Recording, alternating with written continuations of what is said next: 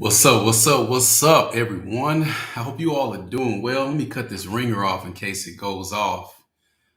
Thank y'all so much for joining tonight. I know it's a little, it's 9 o'clock on Central Time for those who are watching me live. And, I want to go ahead and knock this live out because I had it pre-scheduled. More than likely, I won't go live on a Friday night anymore because I understand y'all have had a long week. And y'all probably ain't trying to sit up and watch me talk about lives. I'll probably just chop some videos up and let y'all watch them later on. But I want to go really live really quick to kind of talk about some things. Y'all forgive me, man. My AirPods went out. One of them went out. And so I got to get me some more headphones. But listen, I want to talk to you all briefly, really briefly about how I earned six figures flipping a house. Now this is a tactic that I've taught before in my academies. This is a tactic that I talk when I speak. This is a tactic that I talk. What up with you, Zakiba? Did you get your book today? Did it come in the mail? I'm gonna ask you every time I see you if it came in the mail. I see you signed up for the training, man. I can't wait for you to experience that. It's gonna be a good look. All right. And for everybody who doesn't know, we got the 21-day purpose challenge. I want you to find your purpose. In fact, I'm only streaming right here, right now on YouTube because I want to niche down what I'm doing and then I can spread it out and chop it up and put it other places and whatnot later on. But my man said, I haven't got it yet, man. That postal service, man, they run a little slow, man. So I ain't knocking it. I actually put some stuff in the mail that was going to Austin, and man, it's taking forever for it to get there. So it is what it is. It's gonna come, my guy. I got my tracking number, so if you don't get it by next week, we'll touch base. But listen, y'all, I want to talk to you all really quick about how I earned six figures flipping a house with a credit card. Now, for all who don't know, I'm a real estate broker. Let me put my ticker back on so you guys can see at the bottom.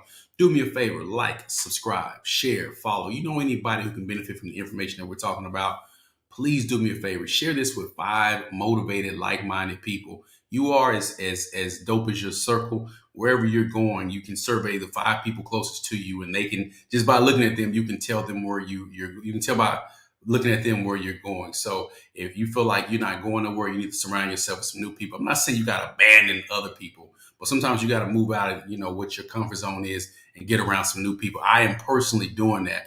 I'm getting around some totally new people. Now let's not get twisted. My circle is solid as hell, but my circle is not really big on the social media space, and I'm learning it. It's time for me to learn it. So I'm getting around some new people so I can take it back to my people. But get around some dope people. Share these videos, you all, because I'm going to be giving you game that's not going to be watered down. And every story that I tell you is going to be something that I did, something that I experienced, something that we've actually done. All right. So let's talk about this particular house, y'all. I've told this story a few times, but I want to dive into it and give you a little bit more details. Back in 2015, 2016, me and my wife started flipping houses, and it was an interesting experience.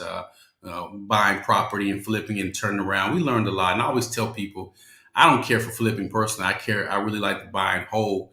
And so we stumbled up upon this property in South Dallas. And you all, this property was a jewel. It was a gem. And the people only wanted like $20,000, $23,000 for it. So that we negotiated $23,000. We paid cash for it. And the house was interesting because on the outside, it looked like a stucco house. You guys know what stucco is. It's like a little concrete material. You see it a lot on the West Coast. It's not as common here in Texas. You will see it. You might see it. I can't speak for other areas, but in Dallas, it's not as common. And because we have a lot of brick homes, but it looked like a stucco house. And even on the inspection, my inspector didn't even reveal to me that it wasn't stucco. So then as we got inside the house and we started the demo process, the goal was to get into it, demo it, and then we didn't know if we were going to flip it or if we were going to rent it out. I think we initially said we might rent it out because we wanted to have some residual income coming in. But y'all, when we got into the house, I never forget my contractor called and said, "Tim, we have a problem." I was like, what's the problem? And we had budgeted for about maybe $25,000, on the reno. So, we were thinking $25,000, $23,000 for the purchase, another $25,000 for the renovation, maybe 30. if, some shit go real bad, and then we can turnkey it, put it back on the market for rent, collect $1,000 a month on it, and, hope that, it gains, 1,000 or two, $10,000 maybe a year in value. And then we get our money back in 5 years, right? Simple formula, right? So he's like, man, this house is made of straight concrete. I'm like, what do you mean? He said, my guy, this is a 6-inch block of concrete. So I'll never forget, man, I was at the office and I hopped in my truck, drove over there, and I'll be damned. This house was made of concrete, y'all. Like, it was thick concrete. And I said, well, what does that do to our budget? He said, man, if I'm going to be real with you, man, it's going to triple your budget. I'm going to tell you why, because we can't drill through the walls. We can't redo electrical. We can't redo a lot of the plumbing if we need to. There's a lot of stuff in the attic, you guys. The ceiling is concrete.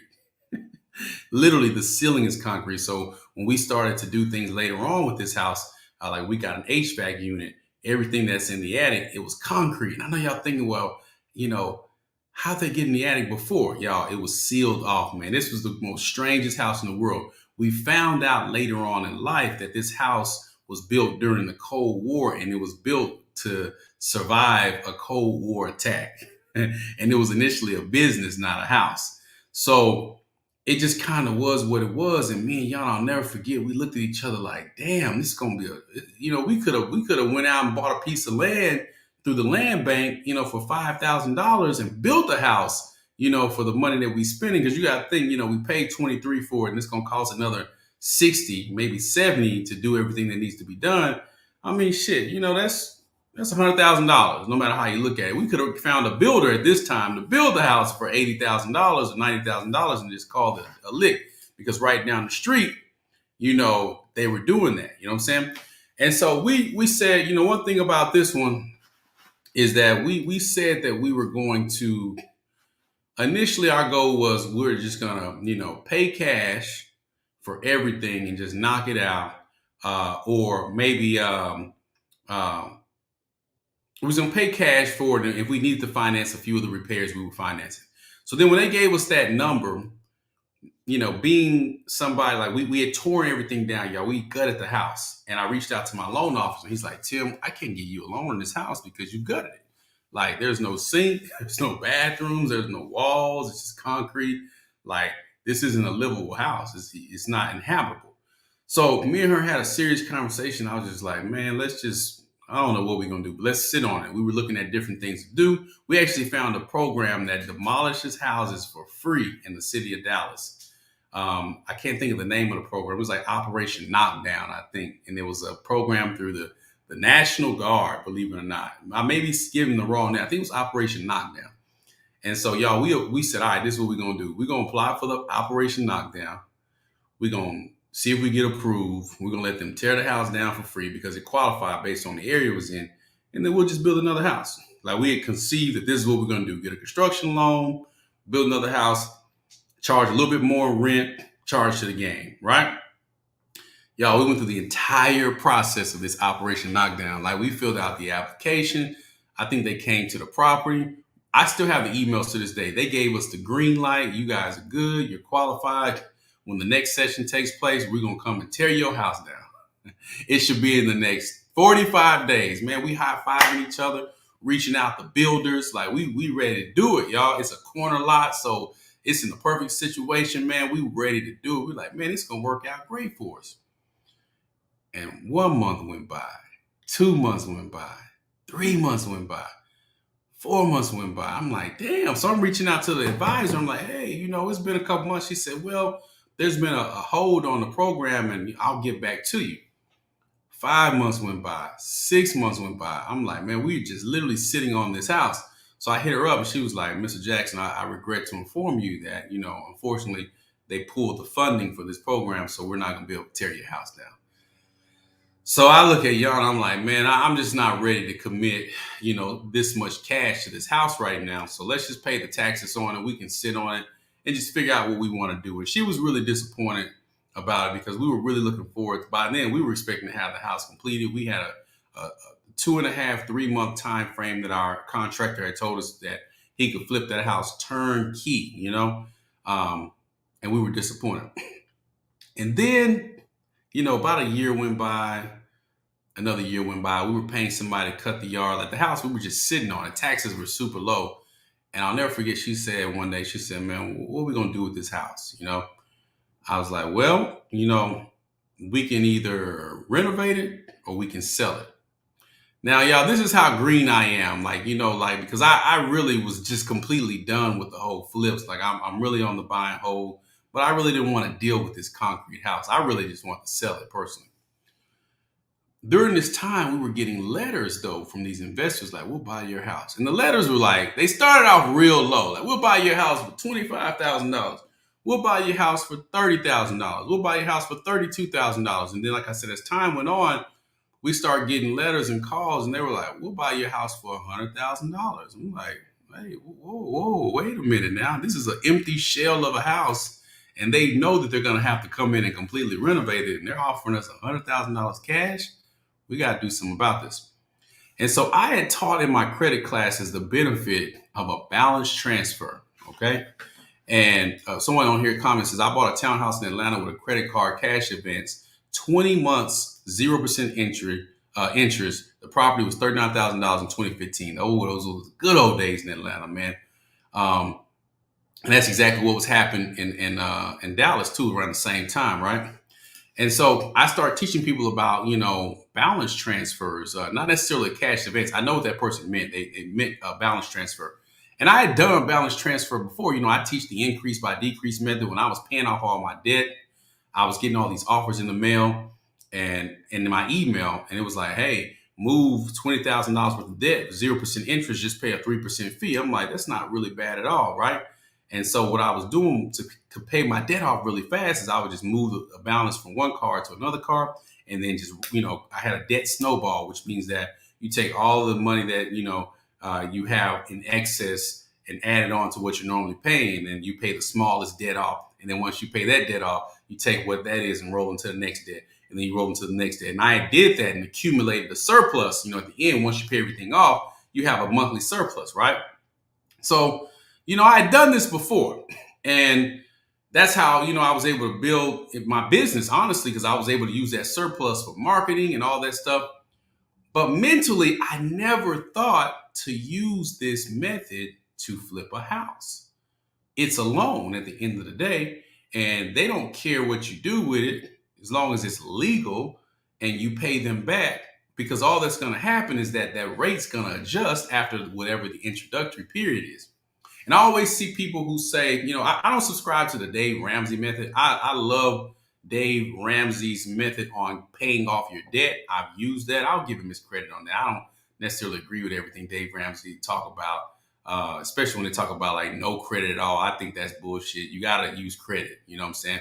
Credit, if you use it the right way, you can build wealth. I think that people don't use it the right way, and that's how people end up broke. Shout out to everybody that's jumping in. Tell me where you're watching from. Like and subscribe. Share this with 5 people that are like-minded people. We're not trying to convince anybody to do anything. Share with people that you know that will take advantage of it. I've been getting texts all day from people saying, I got your email, I subscribe, right?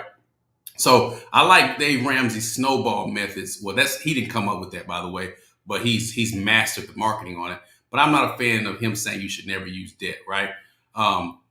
But I never thought that I could use this for flipping a house. I always looked at it as using it to consolidate debt, because that's what we're taught. Consolidate debt, consolidate debt, consolidate debt. So I had a conversation with Jan. I said, well, this is what we can do. We already own the house outright. We're paying the taxes on it. We know there's some equity in it. We can't get a loan, but we've got a couple of cards that we can just pull a bunch of cash off of, just knock out the repairs. We'll go into it anticipating paying, 60 grand, because that's what we were told that the budget was going to be. 65 grand. If we need to pull off that much, we'll just do it in increments, right? Y'all listen to me. We'll pull off 20, 22, 22, 22, right? Shout out to Bristol. Shout out to Plano McKinney, right? And then what we'll do is we'll pay off, the first one quick, because our surplus was pretty large at this point. And I was selling houses. I had agents working for me. Like, I was doing pretty well. And we didn't have no real debt. I didn't have no truck. We had paid my truck off like super fast. Yana hasn't had a car note in forever. So we were pretty much keeping all our money in house, right? And so I said, we'll start with 20 grand. So I, start finding people that could like fix the house. And I didn't go through like one contractor. I found one dude who could do electricity. I found another dude who could do plumbing. I found another dude that could do HVAC. I found a guy who could do sheetrock. Like I said, this is what I'm gonna do. I'm just gonna find one person at a time and then sub them out and see what they can do. First guy we found, he was a decent guy, but he just was just kind of doing too much, man. And I knew that I didn't want to work on. He reminded us of another guy who screwed us out some money. You ever work with somebody, meet somebody, they remind you of somebody that's done did bad by you? So it wasn't really this guy's fault. He did a lot of talking, but like the first day he came over to start the job, I pull up and he outside. he outside on the side of the house in the car with some chick, and they just chilling outside in the car. And I'm just like, damn, like this is the first day, man. What you doing? Oh, I'm just out here eating lunch. And it's just like, you already had your jump off, come up to the work site, man. That's not professional. and it took me back to another dude who he reminded. I never forget, my wife saw him. She was like, I don't like this dude. He kind of reminded me of an old buddy. One dude we had on the project, man, he was on drugs, man. He was living in the house, and we finally got him out. Man, we found the other contractor was finding crack pipes and stuff everywhere. Like it was a mess, you guys. So I didn't, once something reminded me of that, I just told the dude, I let him finish up the sheetrock. He was like, yeah, man, I can do all this stuff. I was like, man, I'm good. And the most awkward thing happened, man. I told him I was good. I'll get in touch with him. I literally found somebody like the same day, and I went to Home Depot with the guy to get a bunch of materials and ran into the dude at Home Depot, and he saw me pushing the cart full of materials. Y'all know I didn't care. Y'all know me, I didn't give a damn. He was just like, oh, okay, I see you found somebody to do the job. I was like, yeah, man, I found somebody to do the job, man, but I'll keep in touch with you. My God, he was mean mugging me and shit. I didn't care, you know what I'm saying? You shouldn't have had that chick outside the house eating Subway sandwiches and taking a 2-hour lunch break. But anyway, you guys, so we got our people to sub it out. And we actually didn't even have to go 60 grand in. Tiffany laughing. Like, I think we ended up doing, and y'all know she's watching, she can put in the comment. I think we ended up spending like 40 grand. We did 2 balance transfers of like 40,000. We did 20,000 the first time. And I want to say we did like 35 the second time. Correct me if I'm wrong, you watching. And so it came out to be like $35,000, right? So the investment, us breaking down the jobs into little chunks, actually saved us money. Saved us a lot of money. And so the house got finished. One of the contractors who did some work, he didn't do janky work, but he had to come back and fix some stuff. They didn't hook up the HVAC right. And as a result of that, the hose where the water comes out was leaking on the floor and it damaged like all the laminate floors. So I learned in that situation, because remember, we were just flipping the houses, but we ended up holding on to this house. And every house that we had before, we never used laminate floors. And so, and this is like the wood, like plank laminate or the wood plank floors. And so, man, it ruined the floor. So he had to do it all over. And I told him to put down tile, and I just paid the difference in the cost of material, right? But we had like a car with 20 grand on it, another car with like 15 grand on it. And because we had a surplus from where we had paid off a bunch of other debt, we were able to get both of those cars paid off in under a year, because one car was like 0% interest for 18 months and the other car was like 0% interest for 15 months. So let's do the math on that, you all. We paid $23,000 for the house. Let me get my calculator out. It's late, y'all. I got up super early this morning, went to the gym at 4 o'clock in the morning, y'all. I'm about to pass out after this live. I ain't gonna even pretend like I ain't. Let me see. My brain ain't working. I don't want y'all to come back and fact check me and shit later on. Tim be on here capping and shit. So we paid $23,000 for the house. I got a balance transfer of $20,000 on one car, and I got another balance transfer of $15,000 on the other car. So it's come out to be about $58,000, right? Y'all see that? And so we paid off both of the cars within the first year, and our total out of pocket, we'll just call it 60, right? Because I had to spend money going back and forth, little shit, and we got a renter in it immediately, you all. Snowball. Like when I say immediately, like we got a renter in it immediately. Now, during this time, here's where the 6-figure comes in, okay? Once we turn that house into a turnkey property, within the first year, that property went from being worth about $80,000 to about $135,000 in the first year, okay? The second year, these people signed an 18-month lease. The second year, it went from being worth 140 to about 165. The next year, it went from being worth 165 to about 180.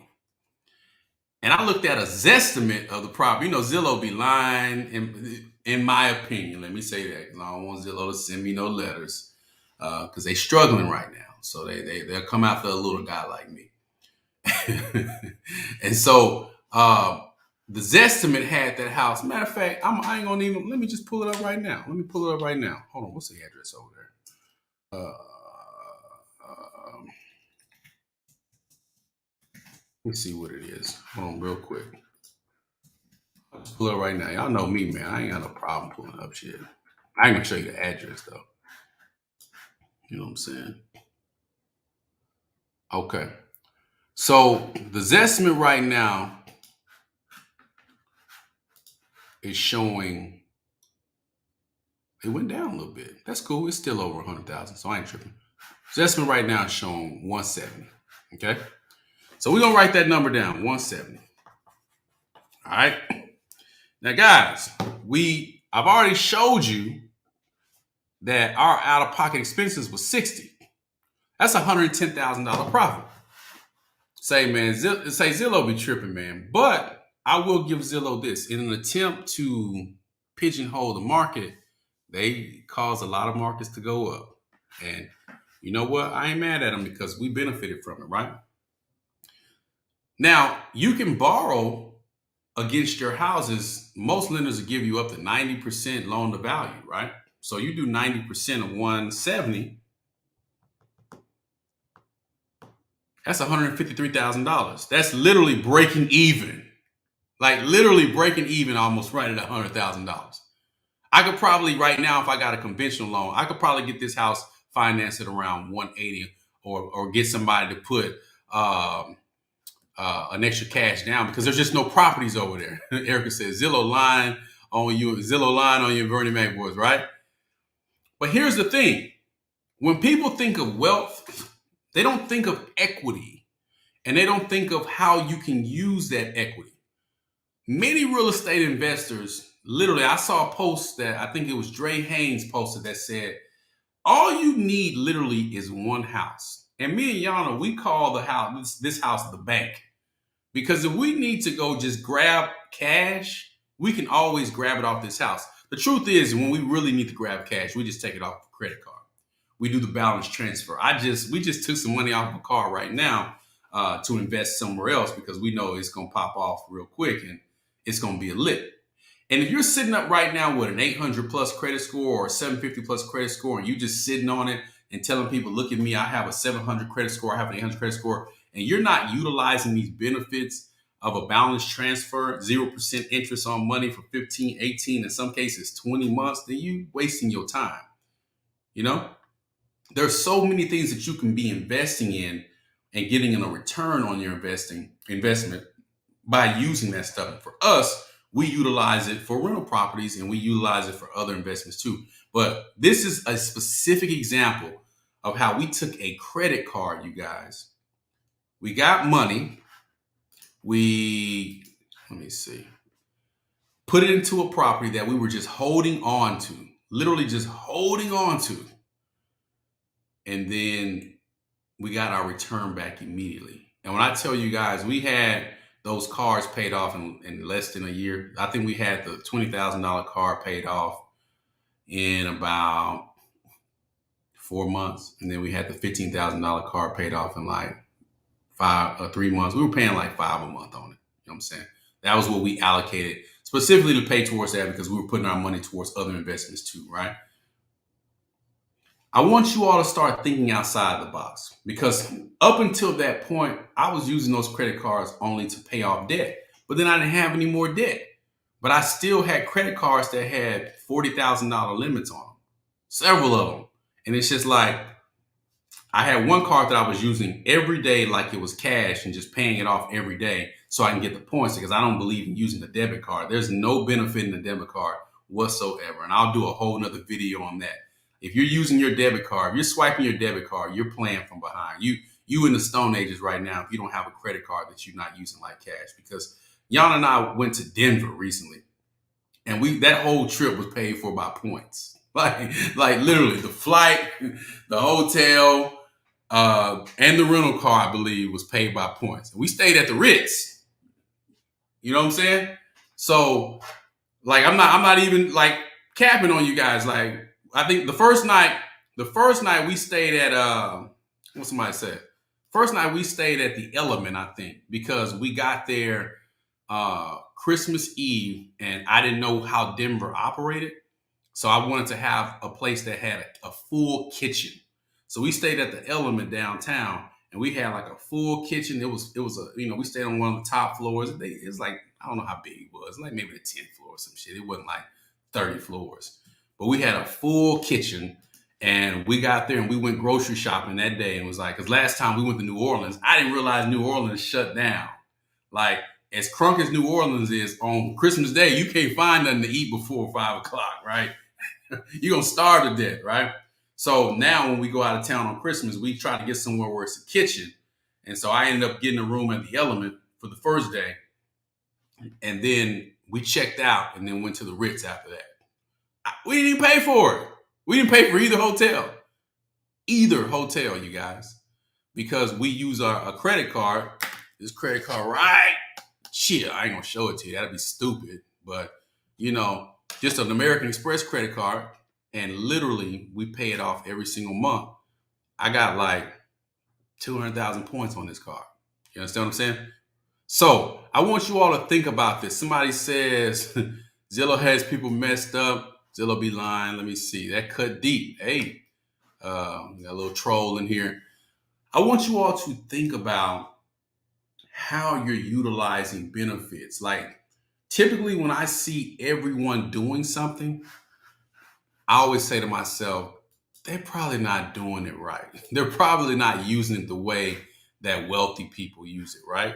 Because the wealthy tell us to use the balance transfer so that we can pay off debt, in hopes that we continue those same habits of just paying that minimum balance and then it adjusts. I'll never forget when I came back from the military, I got a credit card. Like everybody, I went to a furniture store, got a credit card. You know how those furniture stores are. It's like, no payments, no interest for 3 years or 2 years or something like that. And so I did that. I did no payments, no interest for 2 years. And then I don't know what I was thinking, man. I went 2 years, and then I got that bill when it adjusted. Y'all, my interest rate was 29% on that card. That's how I first learned about a balance transfer. I opened that bill, and man, that furniture was done by then, y'all. I was a single man. I don't go into no details, but that furniture had got its use. It showed wasn't worth 29%.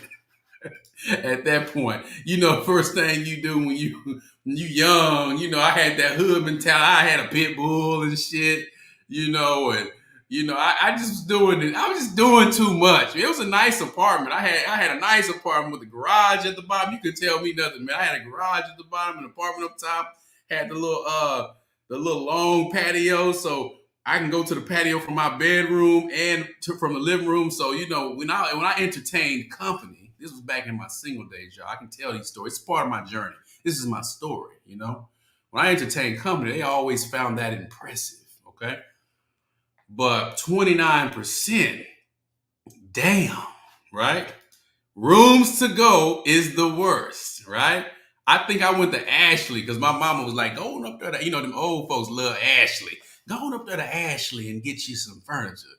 I ran to my homegirl parents up there. All our parents love that Ashley furniture, right? And so, it be them young people that don't, that, their parents don't give them no advice. They be at Rooms to Go. When I think Yana went and got a bunch of stuff from Rooms to Go when she got her first apartment downtown. And so I got that first statement and was like, oh shoot, I gotta pay this off. Like, I think the first bill was like $400 for like, I think because they compounded like 2 years. You know what I'm saying? She said, Eric in here throwing shade. Ashley, the fancy rental center, right? Um, it was like $400 for the first payment, and this was in 2004, y'all. That was a lot of money if you think about it. And I called customer service, and I don't read the term. I'm looking at everything. I'm a hyperventilator, hitting my asthma pump. You know what I'm saying? And they're like, "Yes, sir. This is what the payment is." And she was real like condescending to me. I mean, sir, you went 2 years and didn't make a payment. I was like, she says, so we have to compound it. And, your first payment is a compound payment of all the 2 years that you didn't pay. And I said, what's my payment going to be next month? And I think it added like another $400 to like, they got me, y'all. And I went online. I went to creditcards.com and applied. And that's not an endorsement. I'm just telling you where I went. And I applied. If you go to creditcards.com, you can get a credit card based on categories. And I looked at balance transfer cards, and thank God my credit was perfect. I think I had like a 770, which at the time I didn't know that it was impossible damn near for you to have an 800 credit score without owning property. That's a nugget. That's a gem for you guys. That's a bar. The average person who has an 800 credit score owns some type of property. It's really uncommon to see anybody in the 800 club if they don't own property or assets. All right. So I had like a 770. So I applied, and like I said, I think my furniture was, let's just call it $4,000. It was $4,000. And I did a balance transfer for that for $4,400 because they taxed me. And that was the beginning of that cycle, right? That was the beginning of that cycle. But it was always me paying off debt. And that's what they bank on. They bank on you rolling it over. I have a friend of mine who will forever have cards on balance transfer. He never pays it off. He'll pay that minimum 100, whatever it is a month. I think they have to charge you, was it 1% minimum fee? I think it's like 1.5 or 2% minimum fee on whatever it is. So whatever that minimum fee is, that's all he ever pays. And then once he gets to the end, he'll roll it over to another card. Or he'll pay just a little bit and then roll to another card. Because he's got like 3 or 4 cards, and he just moves. He literally just moves it from one card to the next, one card to the next, one card to the next, one card to the next. It keeps his credit score in the 700s. He pays it on time, and he'll just go from one card to the next, one card to the next. He's been doing this for forever. Forever, y'all. He ain't gonna never pay it off. You know what I'm saying? And I guess it's chipping away. I mean, it's going down because he's not paying interest. So it's going down, but my thing is, man, pay that off and use that money for something else. And I says, bruh, they expect you to mess up and not pay in a year. That is where the money resides. Where the money resides, right? And where the money resides in that business. That's true. And what I learned in that aha moment, when Yana was up there pillow talking with me, was that we have, and this ain't a flex, you guys. I'm just saying, over the years, we've taught credit. So I teach people how to get a credit card and ask for an increase every 6 months. Get a credit card and ask for an increase. And then if you spend a certain way, they're going to naturally give you an increase. So on top of their increases and your asking for the increase, you're going to see it go up. So I've got a couple credit cards that's got $35,000, $40,000 limits, right? So we got access to about $100,000 in credit cards, right? So how can we take that money and then refinance it or pay it off? And the beautiful thing is, if you're putting that money into a home, you can always take out a secured, refinance. Was it a home equity loan? You can go to your regular national bank and say, hey, I want to take out a line of credit on my house, and they'll give you a line of credit for whatever the rate is at that time. And typically it's fixed, right?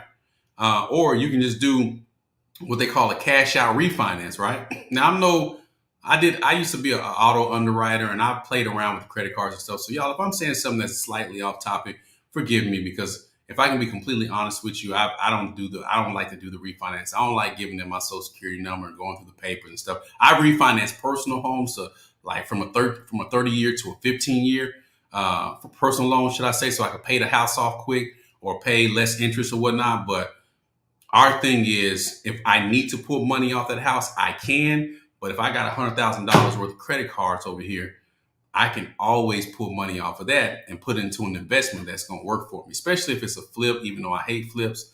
But even if it's a buy and hold, I can get the people to pay it back alongside of my debt surplus. Somebody says people who float debt like that would never pay it off because the interest and fees from the balance transfers. I used to see them all the time in social services. They get hit in 2000. Yeah, that's true. And a lot of people know. So like even when we do a balance transfer, like I did one, my banker loves me too because I used to do it online, but I've established a pretty good relationship with my banker. And my banker will give me like a lot of different what they call it's called like preferred bank, whatever. So they'll give me like different referrals to different people within the bank.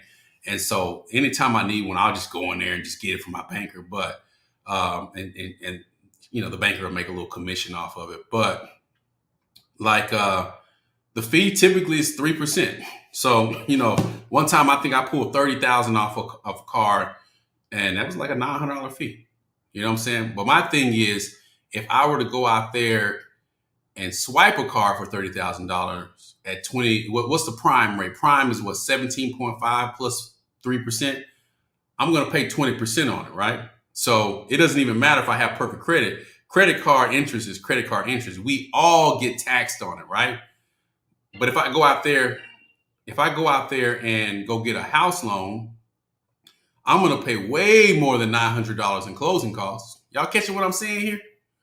And people say, well, damn, Tim, you getting $30,000 and you paying $900 and you mean I got to pay it back in a whole year? Well, if you follow the blueprint and you get out of debt, then that's not too hard. Or you can roll it over to another debt with the sole purpose of knowing that you're going to pay it off. But the key is you're not going out there buying a bunch of crazy stuff with it.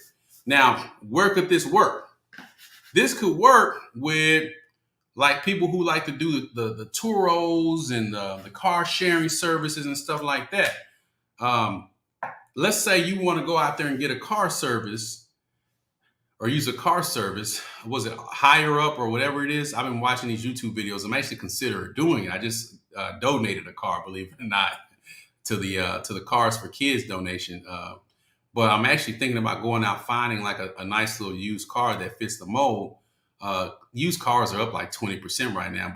But the thing is, I can go out there and get a car on my credit card, take the surplus from our debt Snowball, pay it off, and then also take what I'm using from what I would make on it. But essentially, I would have a title in hand.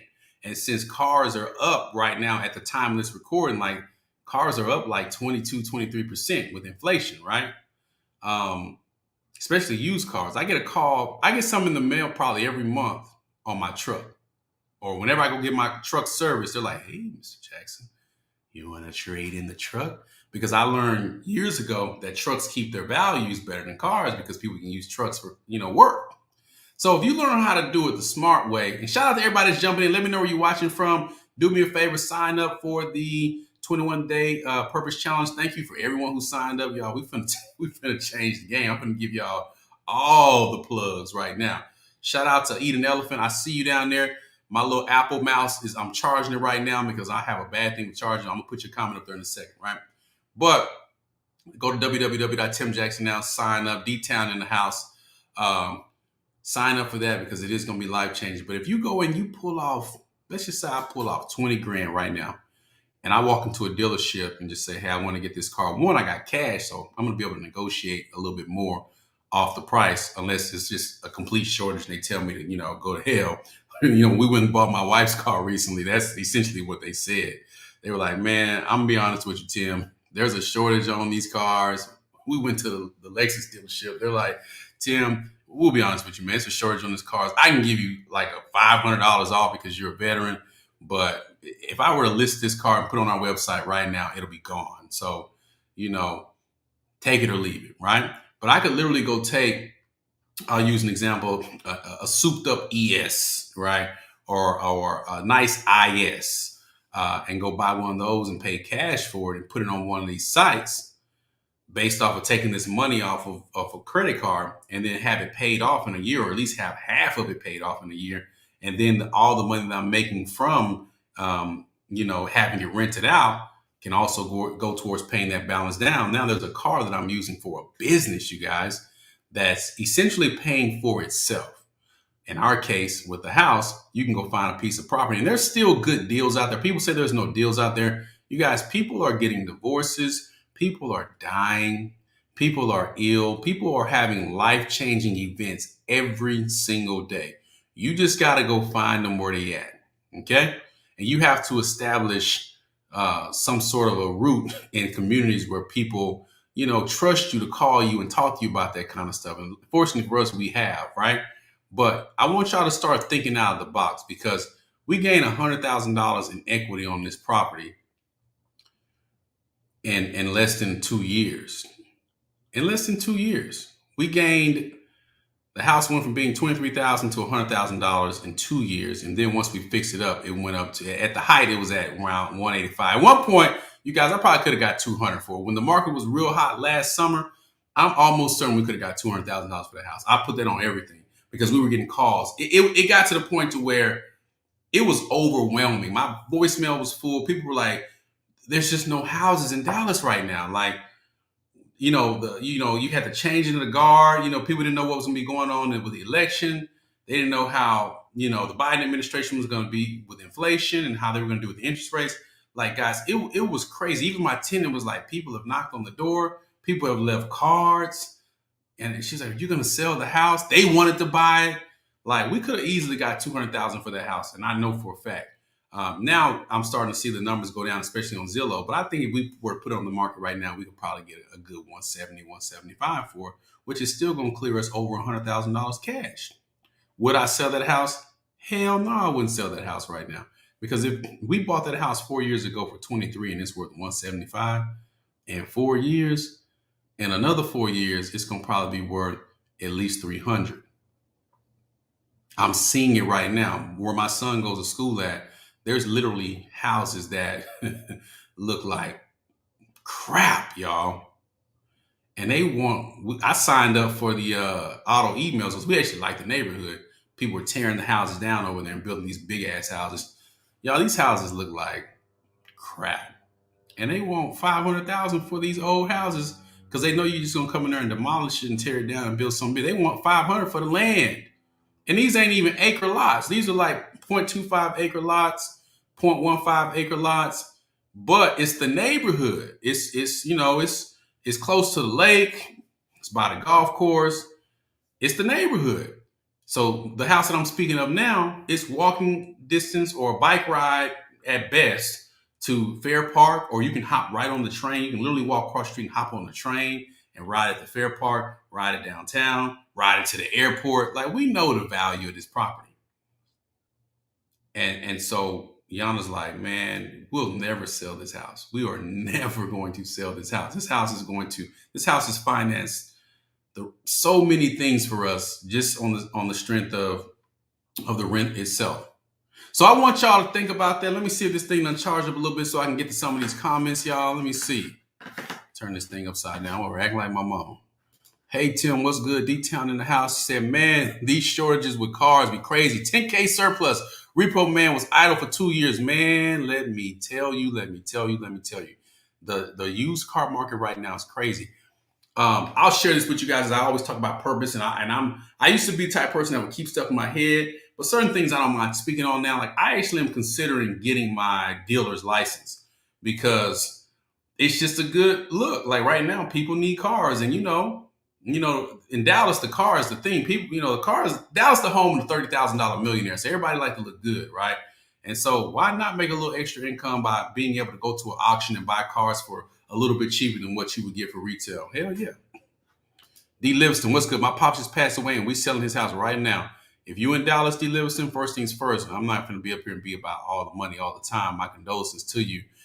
You have any questions, my man, hit me up, email me, inbox me if we don't follow each other. My email, the one for this page is real. Let me write it on here. Give me 1 second. Y'all don't be spamming me either, man. Don't be don't be spamming me, man. Talking about I be getting emails. I mean, it's the Real Solutions Tim page. So realsolutionstim@gmail.com. It's pretty simple.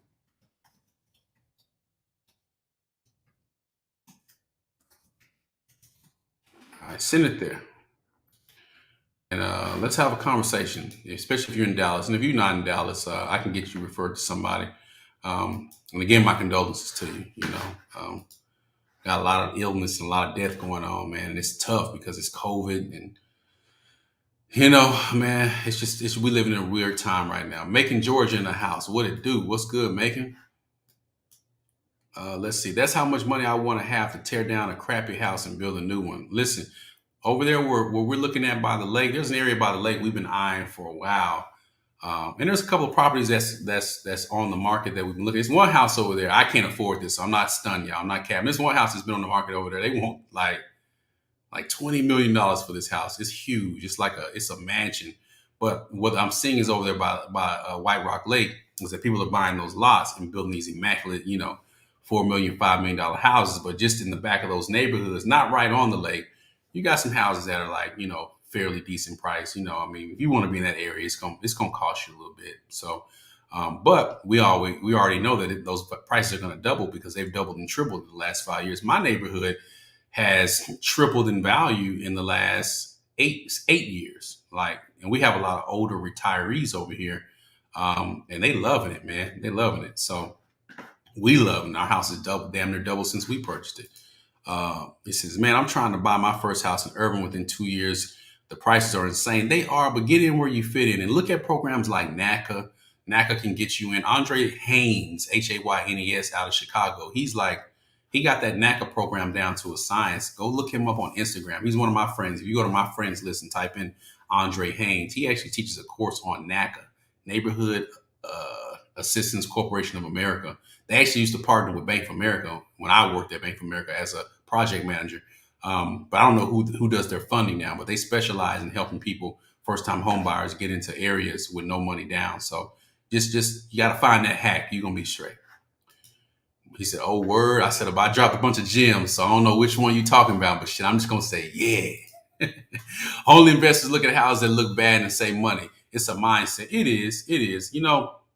I always tease my mom because my mom, she always looks at stuff like, I would never pay that much for that. You know what I'm saying? And my thing is, like, even we told her where we were buying, she was like, ooh, y'all paid that much for that house? And I'm like, I mean, to us, it was a deal. We actually got it on a deal because I'm not going to speculate, but the last two houses that we actually lived in, something was going on with both of the people where they had to sell the house real fast. Like we be getting letters from like jail or like, the county, like appearing in court and stuff. Like the first house me and Yana bought together, she actually bought herself. I helped her find it. Like we don't know what was going on with them, but it was something going on, like some legal issues. And so we got a steal on that house. And then we found this house. It was, I think they just had to get rid of this house. They were building their final forever home. And they just needed to get off this house. And the market was kind of stagnant at the time. And so I want to say we got like 20 grand off this house, and it wasn't even a seller's market or it wasn't even a buyer's market at the time. They were just ready to be over and done with it. I think they probably owned the house outright and was just like, we're ready to be over and done with it. I mean, 20 grand, we bought this house for this price and we were already going to double what we were going to pay for it. So that's not going to hurt us. So yeah, man, like, you got to start looking for those deals and stop looking at what you're paying now, but what's going to happen later. Because the market here in Dallas, Fort Worth, and in areas like in the South, like start looking at areas like Birmingham, Alabama. I'm giving y'all some gems right now. Start looking at areas like Huntsville, Alabama, Mobile, Alabama. I think San Antonio and Austin were on the top 10 list of places to move. So those prices are going to be a little bit high. But look at some of them suburbs outside of San Antonio and Austin.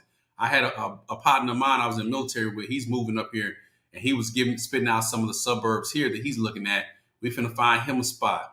Um, Biloxi, Mississippi. Like, start looking at some of these areas that have military towns and college towns, where you can find a good piece of property that somebody's gonna always need. Okay, like in the South, places in Florida, places in Georgia, Macon. I don't know what's going on in Macon, so I ain't gonna speak too much on Macon, but y'all tell me how is Macon? Like, you know, just areas in Georgia that's popping right now that people just kind of been sleeping on. But I'm gonna stand on Birmingham, Bessemer, Alabama, Birmingham, Alabama, Huntsville, Alabama, Mobile, Alabama. Like, start looking at areas like that and start seeing what's popping off. New Orleans, Baton Rouge, some of them cities along I-10. You know what I'm saying? Start looking at areas like that that's pop. Start studying the trends of where people are moving to. We run certain ads based on the trends. There's a lot of people moving from Peoria and Chicago to Dallas. There's people leaving certain part like Little Rock. People are completely abandoning Little Rock, but a lot of people are moving to Bentonville, Arkansas. Where Walmart is, like that area. Henry Washington is he go follow him and he'll tell you what's popping off over there, right? Start looking at these little small cities that you never really would mess with. Raleigh, North Carolina, Charlotte. People slept on Charlotte. I used to tell people Charlotte is what Atlanta was back in 2001. I went to Charlotte. I went to CIAA. I went to a party at CIAA in Charlotte back in 2000. Let me see. My son was born 2008. I went to CIAA to a party out there, the Diddy all white party. And I was in Charlotte and I was like,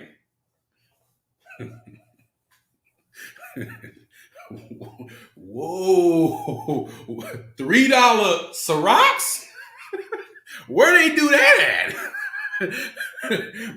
I went to the bar. My boy went to the bar and was like, "Yeah, can we get a Ciroc?" She was like, $6. We looked at each other like, $6? A Ciroc at the club. Somebody put, if pronounce me if I say this wrong, Blytheville, Arkansas. Everything in that whole Bentonville, anything with a ville, Bentonville, Fayetteville. I went there. I went to Bentonville, Fayetteville to go hear Henry, George, and a few other guys speak about 4 or 5 months ago. I'll never forget, I called my wife when I got off the plane. And I'm going to get back to CIAA in Charlotte because that's a good story. And I called her. I felt like I was driving through Plano, Texas. Them houses were huge. Them houses were big. Them houses were like planned communities. I was like, because me and Yana went to Little Rock. There was this young lady who she reached out to me through a mutual friend. This is my partner's niece. And she was like, "Hey, Mr. Tim, I have to do this project for this work study in school." So I went to her high school and I sat up with her and we did a business plan. And it was pretty dope. So me and my wife kind of adopted her, if you will. And she went off to college, to whatever that college is in Little Rock. It was a black college in Little Rock. I can't think about it right now. It's going to come to me.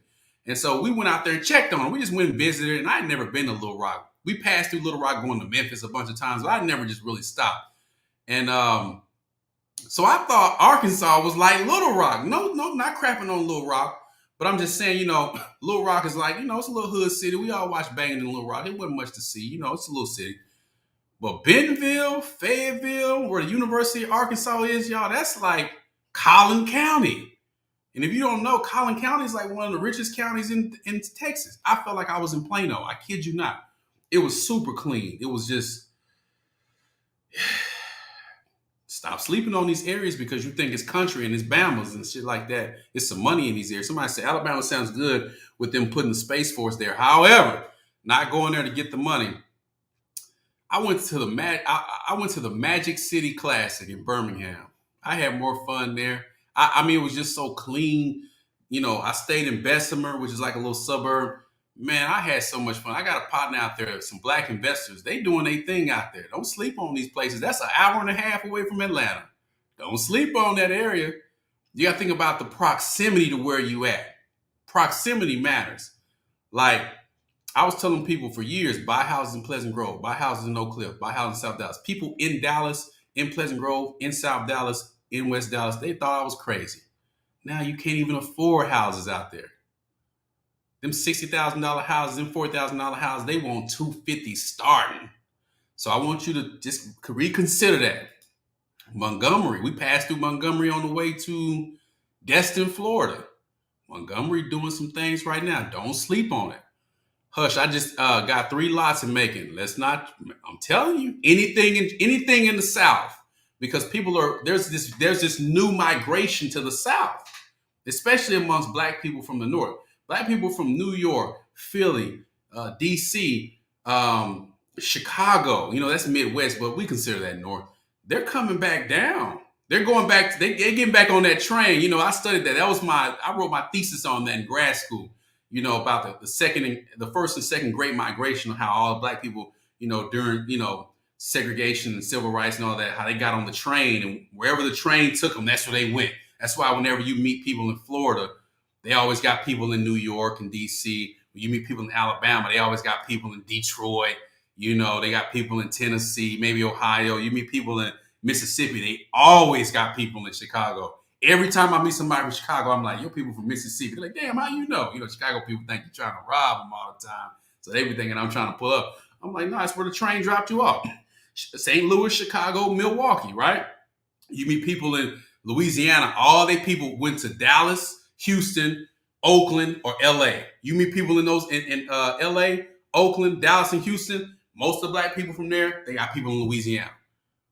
Like it's they all got on the train, right? So a lot of these people are getting back and coming back home, going back to their roots because it's so much cheaper, right? Bessemer was a vibe. Bessemer and Birmingham was a vibe, y'all. Let me see. Little Rock has been oppressive. Glad they moving. Yeah, Little Rock is really interesting out there. I know I have some good friends that are from Little Rock, and their whole family is here in Dallas for the most part because it's an interesting place. Let me see. We said Arkansas. CIAA got moved to Baltimore. I bet they don't even feel right. That's kind of like when Hurricane Katrina hit and they took the Bayou Classic to Houston. And literally, I still haven't been to a Bayou Classic, but me and my boy who's from New Orleans, shout out to everybody. Tell me where y'all watching from. Y'all deep in here for a Tim Jackson page. I'm getting my people up. My partner, Jamal, he's from New Orleans, and we plan on going to the Bayou, and then fortunately Katrina hit, man, and they moved it to Houston. I was like, I'm not going to that. I'm not going to that. That's not going to be the same vibe. You can't even walk around and drink alcohol outside in Texas. They'll take your ass to jail. So yeah, I saw people complaining about it being in Baltimore and feeling like it just wasn't a vibe no more. But back to my CIAA story, y'all. They had $3 Cirocs. It was the most amazing experience in the world. And I honestly said, man, this is what Atlanta felt like in 2001 during the crunk era, right? Between that whole Freaknik and the crunk era, that's what Charlotte felt like. And now Charlotte's starting to get expensive. The only thing about Charlotte I don't like is that it's expensive to catch a straight flight into Charlotte. Like if you fly from Dallas Fort Worth, you can get a straight flight pretty much anywhere, but man, them flights into Charlotte be like $400 or $500, unless you fly Delta, then you got to stop through Atlanta. And I'm kind of a snob, man. I don't do connecting flights, man. I got spoiled when I worked in corporate and I flew so much. But that's the only thing I don't like about Charlotte is they have an international airport, but it ain't really an international airport. DJ, the money coach, what it do? My man. What's up with you, my guy? Let's see. Northwest Arkansas is popping. Bentonville, Fayetteville, Springdale, Rogers, Walmart, Tyson. Dog, when I tell y'all Bentonville, man, it was so beautiful there, man. Like we went to this spot in Arkansas, in Bentonville. I think it was either Bentonville or Fayetteville. We went to this restaurant and it was on top of what looked like a water tower. Tell me if you've been there, if you're from there, tell me. But you can go in and the floor is glass. So you're looking down to the bottom, but like we're at the top. Man, it was so smooth, man. It was like the bottom part seemed like it was like an art studio or something like that. But the restaurant was on top. And it was all like, there was a glass little floor. Not the whole floor wasn't glass, but there were sections where it was glass. I'm like, they doing this in Arkansas? And Henry was like, man, that Walton money is something else, man. People sleep on this area. He has a unique story of how they got him from the DMV to there. He said he had no plans of staying in Arkansas. When he got there, he was like, "Oh yeah, this a vibe," and he ain't left since. And he running it out there. Somebody said, "LOL, Beham, 2.5 hours from Nashville, Atlanta. Don't sleep on Birmingham." I be trying to tell people, don't sleep, man. Birmingham is a vibe. I'm a hood dude. I'm from the Grove. The first time I ever seen 28s on an old school was in Birmingham. It's still, during the Classic. You know anything about the Classic? We see. I done seen 22s and 24s. I even saw some 26s. Man, we come outside of Legion Field.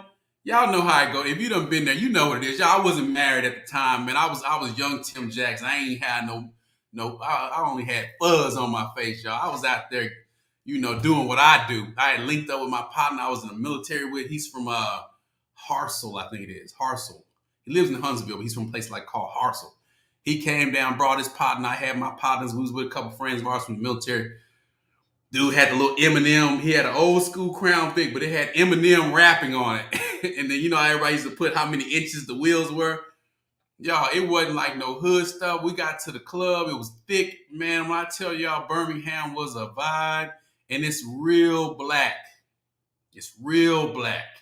You know what I'm saying? It's like, and they country too. You know what I'm saying? Y'all know I like that. We country, but y'all country out there, and I like that shit. I just like that shit, man. I like being around shit like that because that's who I am. My man said, reverse migration. Read Roaring 2000s. I will read that. Y'all see, I got my little library back here. Let me write that down right now. I go back and watch these too, so let me write that down. Roaring 2000. I'm going to get it. I'm going to get that on Amazon. He said, you ain't lying. I got folks in Chicago, St. Louis, and Louis. All my people live, my family on my paternal side, they all live in Grambling, Ruston, Shreveport, Northern California. My grandfather joined the Air Force, got stationed. He went overseas to London, was in Guam, and then he got stationed in Oakland. And literally half his family caught that train and came to Oakland. And I think out of 9 siblings, we'll say 5 of them moved to California and took their whole family. So half of my family's in California, stretched from that whole I-80 from the Bay all the way to Fresno, then down, 5, all the way down 5 to LA, San Diego. That's where they at. And it's so geographic. It's literally based off of the train route. You understand what I'm saying? Northwest Arkansas is popping. Yeah, we read that one already. It's a hidden gem. Johnston & Johnson, yeah. Beham. They want to use them credit cards on them houses. Listen, man. Get to it, you guys. Get to it. Let me read these comments and I'll get to some questions and we're going to wrap this up. She said, are you still, and you can still find good house deals in Northwest Arkansas and Los Angeles. Henry out there showing the game. There's a lot of lots here in Macon. They're trying to crack down on blighted houses. Hopefully I can get on them soon. I met a guy, I don't know this guy's name, and I'm not trying to shade him. I just can't think of his name right now. I think it's the guy who's building the school for the people. And he was talking about that, how, I think it's in Macon, where they have a whole bunch of lots and a whole bunch of abandoned buildings, and he was trying to acquire some stuff like that. Young guy, I can't think of his name, save my life right now. Life is great. That's what I was trying, man, DJ, I was trying to think of that. So I was trying to think of your motto so bad, man. Living that palm lifestyle. Plenty of money. Yeah. Y'all know about that. Y'all better get on my boy DJ, the money coach. Let me see. The Walton Family Foundation invests in schools, public parks, and the arts in Northwest Arkansas. As bad as Walmart customer service is, I got to give it to the Waltons, man. They pour back into their community. I ain't going to knock them. You know what I'm saying? I feel like that's what we need to do when we get our weight up, too. Black Mayor, too. Black commerce is booming. Yeah. I met a guy on social media. He's a firefighter out there. Him and his boys, they buy real estate and flip it out in Beham. Beham is a vibe. I stayed in Birmingham, Hoover for 8 months, and it was great. Worked with the Red Cross. The men are nice. Look at Erica, boy. Y'all, Erica be on here. Erica got a ton of sugar daddies, y'all. Don't let Erica fool you. Erica is the sugar daddy queen. Erica be out here acting like she's single. Man, Erica, Erica got all them sugar daddies out there in Birmingham. All them sugar daddies. I'm telling you, I bet the VA be like, who are all these VA checks? Who is this Erica Williams? And why all these dudes send CashApp and all this money from these VA checks? I'm just messing with you, Eric. I know you got your sugar dad. He probably watching right now. What that dude talking about? Tell him stay out of our business. Very true in all bike routes too. That's right. There was a historic black town in California, and they rerouted the train and poisoned the water. Trust if they got on those trains, it would have been big. Listen, a lot of people, the biggest misconception about a lot of these places out west and up north is that it's not racist because it's not the South. Some of the most racist places statistically are in California and up north. You know, like Los Angeles, people don't realize like the LAPD hired cops from Mississippi. Like they recruited specifically in the Jim Crow South. Like that was their practice, right? A lot of people like Boston is, and I know Massachusetts, I got people here watching, but the black people I meet in Boston be like, yo, it's racist in the mug out here. And I've read studies when I was in grad school, I had to study this stuff. Chicago, I believe, is the most segregated city based on housing in the nation.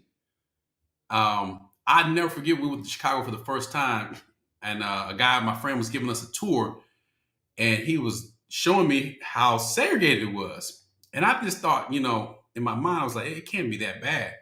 And so anyone knows me knows I'm a baseball guy. Me and DJ talk about this. My favorite sport is baseball. It's the only sport I ever played organized. So every city I go to, my goal is to go to a baseball game if it's in season. So, I was like, all right, we were staying near downtown.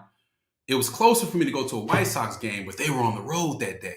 So I ended up going to a Cubs game, historic Wrigley Field. You want to go see a historic Wrigley Field. And we got some good seats because, I don't do anything cheap. We were the only black people in our section, not in our row, in our section. And, and I had on the owner be on yellow shirt, Cubs is red, white, and blue. I'm this big, tall, and I had curly hair at the time, and all my tats was out. So everybody was looking at me like, who is this cat? Everybody, everyone I was sitting around who was talking to me, because I try to be cordial, people, hey, so what do you do for a living, you're not from here. And naturally, I got a big old tattoo of Dallas on my arm, so they kind of picked it up. Somebody threw a peanut at us. Like me and my son were taking a selfie, and literally, and I still have this video. I'm gonna have to post it one day. You see a peanut fly by my head, right? And I look back, and I'm just like, damn, did that just really happen? And I'm in Chicago. I'm out of town. You gotta play the out of town rules when you're out of town. First things first. I'm the only black person over here, and I'm with a 6-year-old kid. So if I get to whooping somebody butt, I'm gonna go to jail. Yana's back at the hotel. We're in an unfamiliar city. We're not going to do that. But two, I don't know no attorneys here that can get me out. But it's just like, you got to know your surroundings before you engage with people. But I was like, this is what people are talking about. And I'll never forget, we caught the train back. Because, I always want to ride the train. And we got on that train, y'all. We were the only black people on this train for like however many stops. I'm not from Chicago. If you're from Chicago, don't beat me up. So we leave the north side. We hit like 4 or 5 stops, and we get to the stop right before Chinatown. You guys, all of the white people got off the train. It was like a mass exodus. Like every stop, it would get a little bit lighter, a little bit lighter. At that stop right before Chinatown, all of the white people got off that train. And then it was like all the black people got on the train. And my son, me, I like certain things, I felt comfortable, but my son at this time, living in Plano, and he was always the only black kid everywhere he went, so he started getting nervous. He liked to think he a tough guy now, and if y'all met my son, he's a really good kid. But it went from, dude, Cubs win, bro. Man, this is freaking awesome. Woo! To, hey, man, I got these socks. Anybody want some socks for sale? It just went over. I got these socks over here, man. Hey, man, you want to buy this bag right here, man? Hey, my man, hey, listen, hey, man, what's going on, man? Hey, say, man, I got to get over to, 75th or whatever is in the South. Man, you got a couple dollars. Like, I'm talking about it just changed over like in one stop. But I realized how segregated the city was and how it's separated by north and south. Took a tour of the city the next day, and my friend was like, "Oh yeah, this is like the most segregated city in the nation." You know, it used to be New York, but statistically, it now is Chicago. So interesting. My man, he said, "Move to the country and a man." Well, he said, "Move to the country and man a country man." I guess that's married. I don't know. Let me see. True that. My hometown. All my friends from the South say Missouri is the most racist place they've ever been. My brother lived in Missouri, and he has some interesting stories about Missouri. So that's the shy. Half Missouri wanted to fight in the Civil War. I remember when the University of Missouri, went to the SEC, and everybody was so surprised. I'm like, why y'all so surprised? They think they're the South as a state. And I know good people from Missouri. I used to have to go to Kansas City, Missouri, every quarter because I managed an account there. Some of the most nicest people I knew were in Kansas City, Missouri. I used to have to go to Kansas City and Lenexa, Kansas. So you have Kansas City, Missouri, Kansas City, Kansas, and then Lenexa. And man, I met some of the dopest people there, but I saw, some of the systemic issues that they have in those areas, and it's kind of unfortunate. It says sundown towns all over the country. Boston, you can tell where people live based on the train they take home. Missouri had to close the legislature to keep from seceding from the union. Yeah, it's crazy. He said, man, hey, DJ knew exactly which stop it was. DJ know what it is. DJ be going to them Cub games and them White Sox games, right? Y'all laughing at me, y'all. My stories, I got some of the best stories. I'm going to tell all of them. He said, LOL, that's where you get on the red line to head 95th, man. Say, Sherman, I felt like I was at home, man. Like, I was just like, Buddy tried to sell me some socks. Like, where they do that at, man? I mean, they say, my brother, you want to get these socks? You want to get these socks, man? I was like, hell no, I don't want those socks, man. But, I love my people, man. If I'd had some cash on me, I would have probably bought some, but I don't buy no socks, man. He said, Blue Line, you were on. Everybody knew where I was at, right? So, point I'm making you all is I'm going to wrap this up. I want you all to start looking at lines of credit, specifically credit cards that offer balance transfers, as a way to utilize quick capital to put towards cash bearing investments. All right. For us, we use that quick capital to flip a house so that we can get a tenant in it really quick. And like I said, over a period of 4 years, the property went from being, it went from being, was it 58? How much did I say? It was 23,000 plus 50. What did I say? We got 23,000 plus 20,000. I'm tired, y'all, so my math is a little off. Plus 15,000. So we went from putting in 15,000 total to having a property that we know that we could probably sell for around 175, 180. And so that's a difference of around 130. Simple math. If I were to go by the Zestimate, it'll probably be a little bit less right now because their numbers are down. But we did all that with a credit card. And I always looked at those credit cards as paying off high interest debt. But when I shifted my mindset and I saw that as free, almost free capital, you just pay the fee, the little 2 or 3% fee. And as long as I can get it paid off in 15 to 18 months, or even if it's like, I won't do it if it's like 1.99% because I'm kind of snooty. I'm like, nah, man, somebody else will give me 0%. But if somebody's offering you 1.99%, that ain't bad, right? Get it how you live. Get your foot in the door some kind of way. But take that money, if it's me, and apply it towards a wealth building object. Now, there's people that watch my show who have done $1 million deals, and there's people who watch my show who have never did a deal. Y'all follow me? So the people who watch my show who have done the $1 million deals, you guys, baby steps. I can't teach them how to do $1 million deal if they don't know how to do the $1,000 deal. You know what I'm saying? That's why with social media, I'm always really leery, not leery, but I always kind of sit back and think to myself, y'all, don't buy into a lot of the flash that you see on social media because you're going to go out there chasing that lifestyle and you're not going to be able to afford the maintenance on it. Like, Go. It's baby steps. Hit every step. Don't miss a step. Right. You want to make $1,000,000. Get that million, but get to 1,000 first. Then get to 10,000. Then get to 100,000.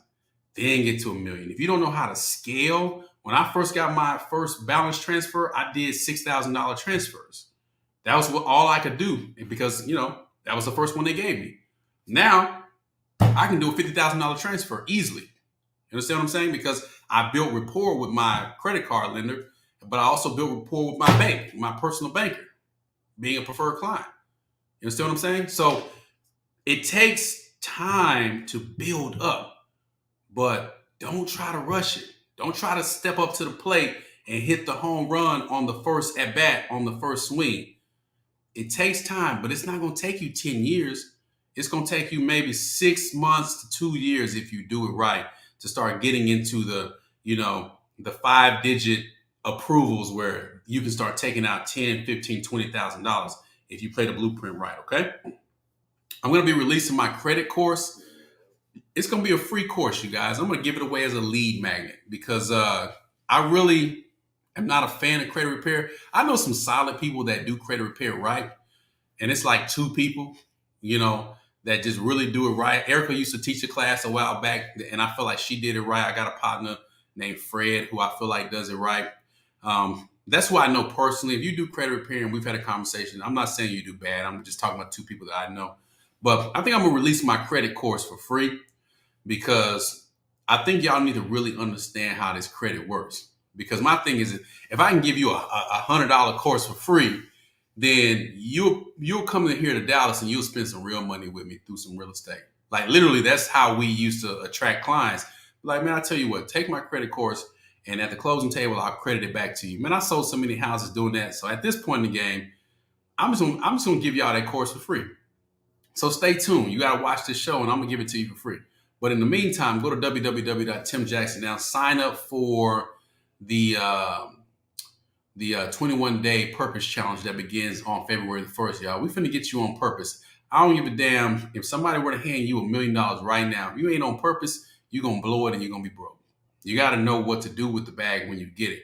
I was talking to my wife the other day. I said, if I had all the money I blew between the age of 18 and 30, I wouldn't even need to, I'd be a multi-millionaire because I could have took that money and invested it somewhere and had something better. Thankfully, I learned how to use money the right way and I learned how to use it as a vehicle to make money for me. I learned how to make my money work for me, but there's a lot of people who don't learn how to do that. And they wait until they get, in their 40s and 50s to start trying. And there's nothing wrong with it. You want to start as soon as you can, but you don't want to waste the good years of your life struggling because you signed that, you got that furniture, 0% down, no payments, and then it messed up your credit. They say down here in the South, man, I got some bad credit. Let me head on down to Walmart. It messed up your credit and you weren't able to put yourself in a position to leverage these people's money. A lot of people think that I don't like credit. I love credit. I was able to build, for lack of better words, an empire using somebody else's money. But I used it the right way, and I paid them their money back considerably early with no interest. My banker, boy, they love me, man. They go, Mr. Jackson, I be getting calls. Hey, you got an offer right now. You want to come in? And no, not right now, but I'll come see you next month. Boy, they roll out the red carpet for me when I come there because they know they're going to get their bonus. I get a call from them at least every quarter because, they're going to get their bonus. They're going to hit their numbers. But they know I'm going to pay it off in 3 to 4 months. And I'm going to be right back to get some more. So that's all I want to talk to y'all about tonight. My man was laughing at my joke. They didn't sell you candy in bag for $1. Man, DJ, they was trying to sell your boy everything on that train. It was a good feeling. I had a peanut thrown at me, so I needed some normalcy. I need to be brought back down to my reality. People at the Cubs game, I guess they felt like I was doing too well. What Dave Chappelle said, we should have never gave you money, right?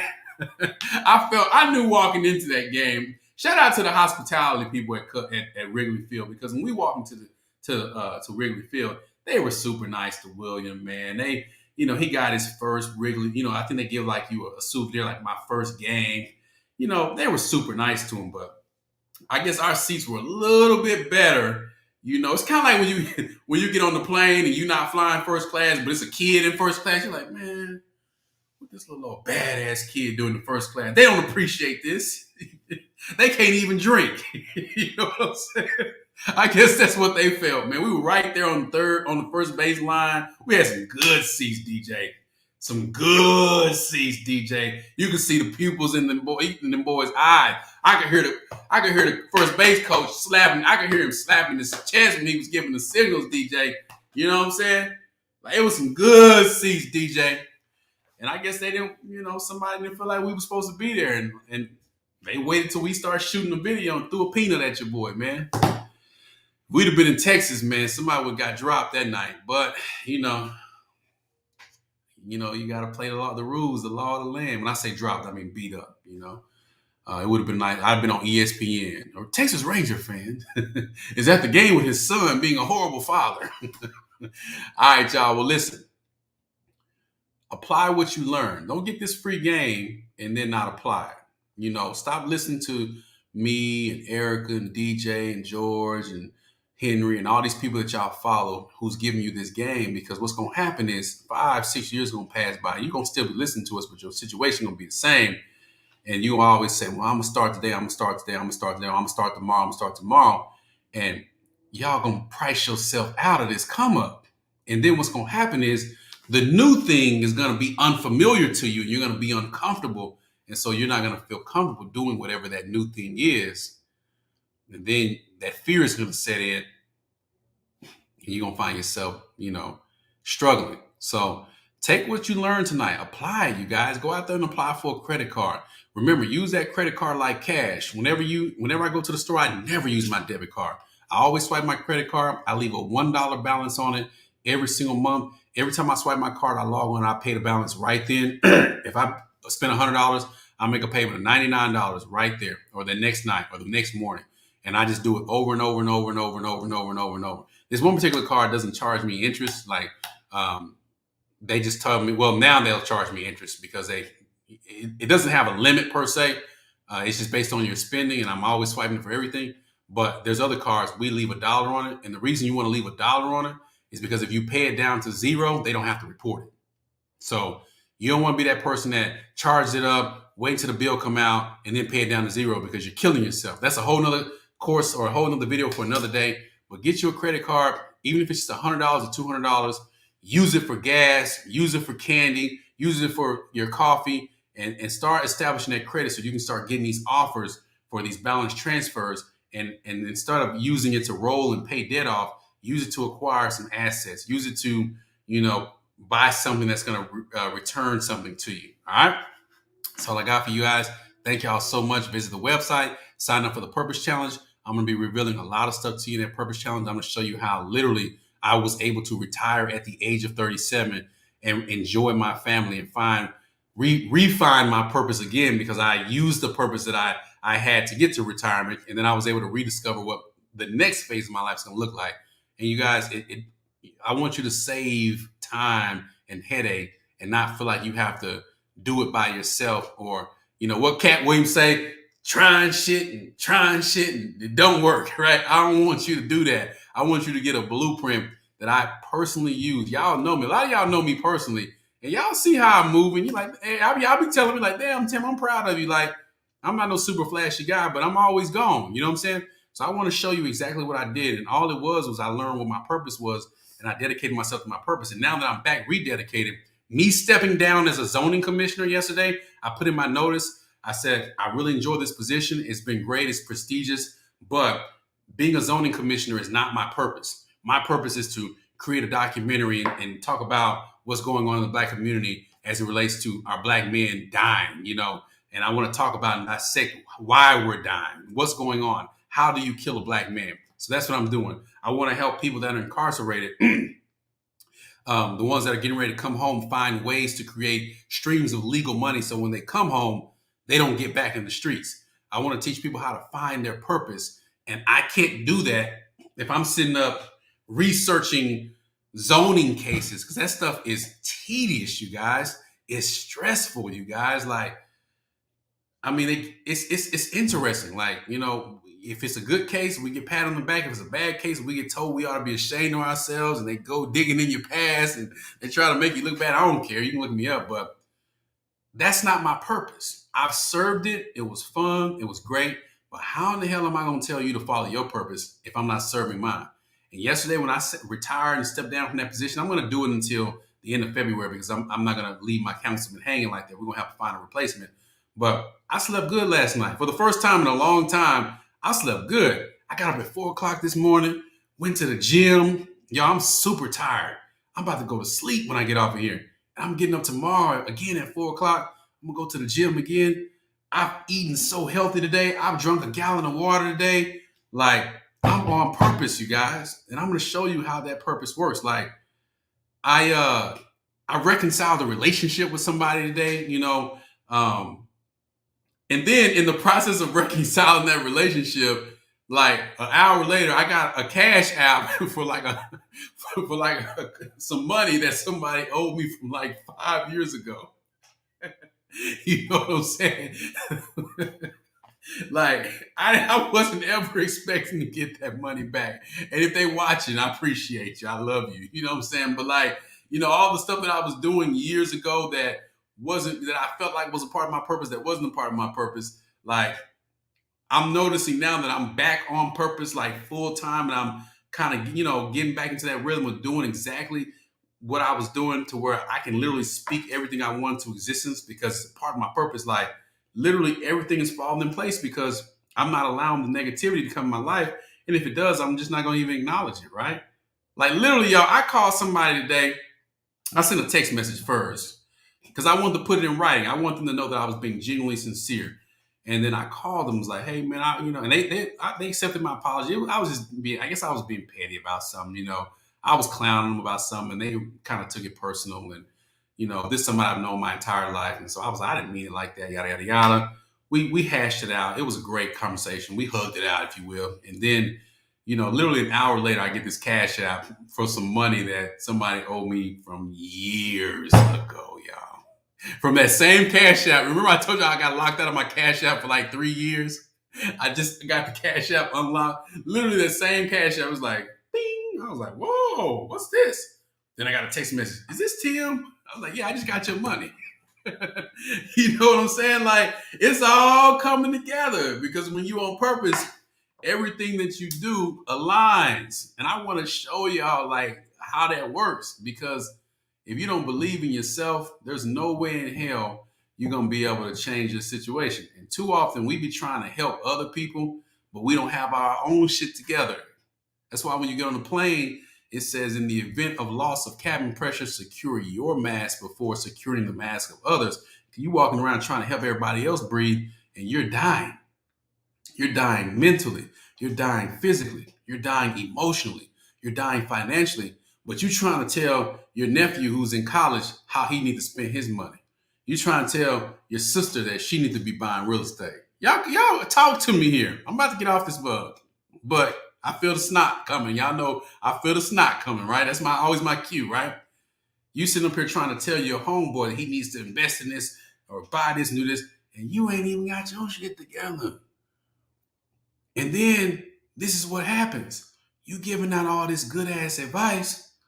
Two things happen. They don't listen to you because they don't trust you, and you don't have a leg to stand on because your shit is looking bad. Or they do take your advice and they start winning and they surpass you, and then you feel like you left behind. But see, if you on purpose, you'll never feel like you left behind. I made a post today, and I'm definitely going to end it on this, y'all. I promise you, I'm gone after this. It says, you can't accuse me of switching up when I begged you to change with me. Whenever you start succeeding, whenever you start getting to a next level, you're going to have people that's going to say, he changed, she changed. I didn't change. I evolved and became that person that was a part of my purpose. And I begged you to come with me, but you didn't want to come because that wasn't a part of your purpose. Now I'm living on purpose. You feel some kind of way. Well, get your ass a purpose and we can shine together. All right, y'all. I'm out of here. Y'all have a good night. Comment below, like, subscribe, share this with somebody who needed this, y'all. Hit me up on the Cash App at $, Real Solutions Tim. Yeah, I'm not going out tricking that money off. Literally, when y'all cash out me, I'm just putting that back into my ad account. I'm putting it back towards my graphics. Shout out to Ericka Williams. She put me in contact with a person today that's making me some videos. Like literally, I'm just applying that money I got today from that I didn't expect. I use that money to pay for an ad or pay for some guys who chopped up some videos for me. Like, I'm not out there tricking off this money. I don't got time for it. I got to get this page up because there's some real change that has to take place in our community. And we got to stop marching with our feet and start marching with our money. You understand what I'm saying? Because some situations don't understand nothing but that financial hammer. And I want y'all to get that bread so that you can create your own gate and be the person that controls who's getting in and getting out.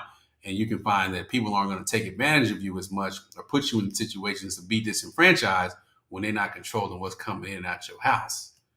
You understand what I'm saying? You know, people can say whatever they want to about old Timmy J, but you can't stop what's going on over here because I ain't got no real debt and I'm good. I can go away tomorrow. Y'all never see me again and I'm going to be straight. But that's because I'm on purpose. And that's what I want to teach y'all. All right, y'all have a good night. Talk to you later. Talk to you soon. Make sure you like and subscribe and share. Share with 5 people. 5 people that you know that's about that life. Not them people that you got to beg. 5 people that you know that's about that life. Send this link to them. Tell them to subscribe. And let's get it together. I'll talk to you later.